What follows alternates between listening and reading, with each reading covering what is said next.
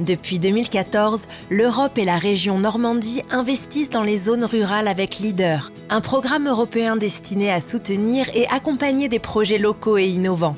Transition écologique et énergétique, culture, tourisme ou encore développement économique local et services de proximité. Avec 17 territoires Leader accompagnés, ce sont désormais de nombreux projets soutenus qui se déploient partout en Normandie. Partons à la découverte de la Moussette, une microbrasserie locale et artisanale installée à Hauteville-sur-Mer dans la Manche. Une initiative qui allie économie de proximité, savoir-faire local et produits de qualité. La brasserie a été créée en février 2019, dans un premier temps sur une production de bière qu'on espère de qualité pour vente aux particuliers et aux professionnels. L'entreprise a connu un gros changement en juillet 2020 avec l'opportunité qu'on a eue d'ouvrir le bistrot, donc place du marché à Hauteville-sur-Mer au bord de la plage, qui nous a permis donc nous de développer les volumes de bière passés en direct et notamment à la pression, tout en créant une ambiance qu'on espère chaleureuse, festive, autour de différents types d'événements qu'on peut mettre en place.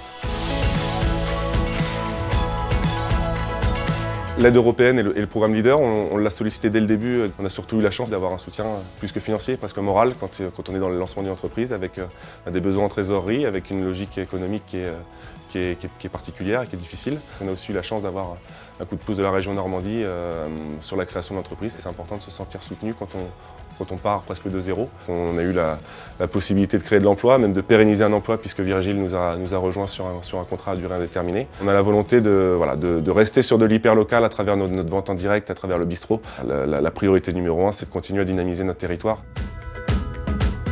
Direction Bayeux dans le Calvados pour découvrir le projet Aura, un parcours d'art en réalité virtuelle déployé dans les rues de la ville.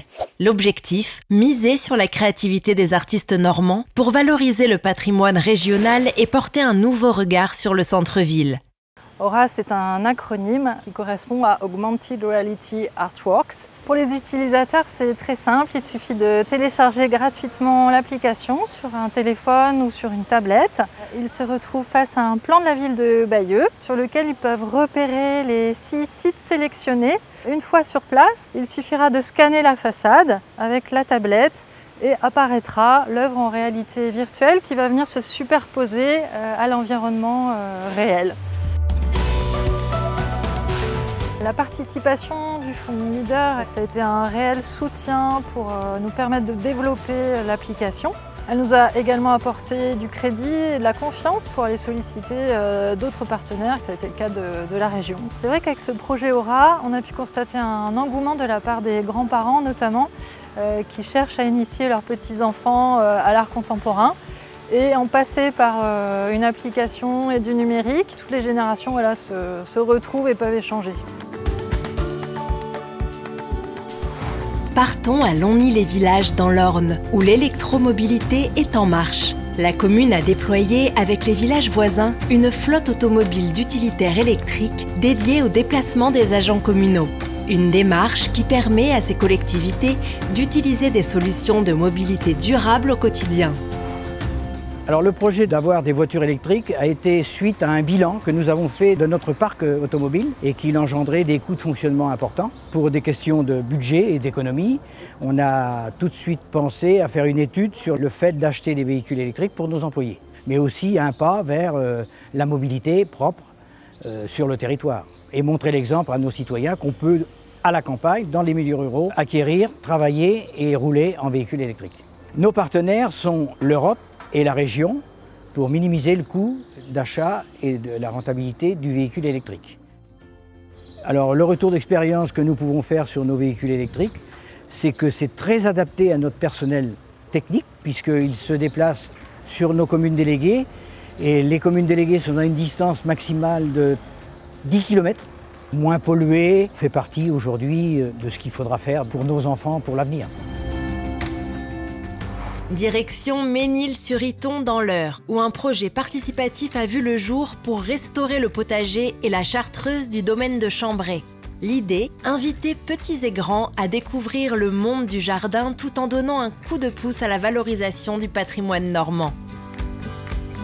Nous nous trouvons dans le potager de Chambray, qui appartient au lycée agricole de Chambray. On y fait des animations pour tout public. Ce projet Leader justement a permis de fédérer un petit peu ces structures. On avait ce potager, mais voilà, il est grand, il fait quasiment un demi-hectare. Et on avait besoin de changer les bâches des tunnels, de refaire tout le lati, de reconstruire les murets, de restructurer en fait pour qu'il soit pédagogique. Jusqu'à maintenant, il était nourricier. La Chartreuse, ça va être effectivement la poursuite du projet Leader. Là, on va essayer de valoriser ce qu'on a fait sur ce potager, c'est-à-dire créer des parcours sensoriels. Et puis, on crée un jeu aussi avec des numéros, des QR codes. L'enjeu, c'est justement de créer ces ressources vidéo, audio avec nos jeunes sur le jardinage, sur le paillage, sur l'origine des fruits, des légumes, tout ça, avec un support numérique pour que ce soit un petit peu plus attractif. Rendez-vous dans le centre-bourg de Watteville-la-Rue en Seine-Maritime pour y découvrir la Halle aux randonneurs, un nouveau bâtiment 100% bois local mêlant tourisme durable, commerce local et dynamisme culturel.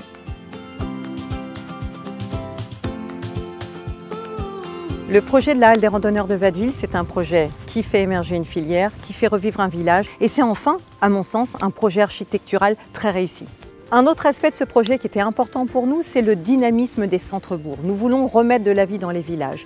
Il y avait des chemins de randonnée, il y a aujourd'hui aussi une épicerie qui existe dans ce centre-bourg. Il était évident pour nous que cette halle des randonneurs ne devait pas être en forêt comme précédemment, mais bien en centre-bourg pour pouvoir faire des lieux de rencontre, des lieux d'échange au sein des centres-bourgs de nos villages.